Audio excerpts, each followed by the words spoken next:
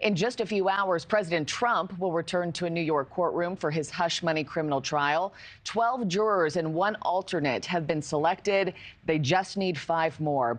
That is on track to wrap up by the end of the day today. This is the first ever criminal trial of a former U.S. president and happening as Trump campaigns for the White House once again come November. Our Dre Clark is here with the very latest outside that federal courthouse.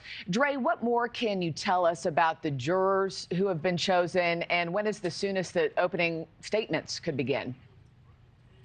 Well, Markie, good morning. Opening statements could begin as early as Monday, this according to presiding judge Juan Marchand, but that all depends on if they can get those last 5 alternate jurors seated here by the end of the day. Now, among those 12 jurors and 1 alternate already sworn in, you have 2 attorneys, 2 engineers, a teacher, a therapist, a hedge fund manager, just to name a few. It is a very diverse and well-educated bunch.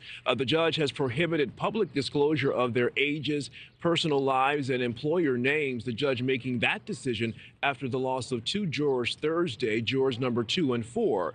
Juror number 2, an oncology nurse, told Judge Marchand friends and family members were able to identify her after details about her identity were made public. She said she slept on it and decided she could no longer remain fair and impartial, and so she was excused as a juror. Prosecutors said juror number 4, an IT professional, was not honest when he was asked if he's ever had or ever been accused or convicted of a crime in the past. Prosecutors say they found news articles from the 1990s about a person with the same name as juror number 4 being arrested for tearing down political posters. Meanwhile, former President Trump says on one hand, the publicity from his trial has helped his presidential campaign, but on the other hand, the former president says he's wasting precious time sitting in a courtroom every day when he should be out campaigning across the country. Here's more from Mr. Trump. I wanted to just say that I'm supposed to be in New Hampshire, I'm supposed to be in Georgia, I'm supposed to be in North Carolina, South Carolina, I'm supposed to be in a lot of different places campaigning, but I've been here all day on a trial that really is a very unfair trial.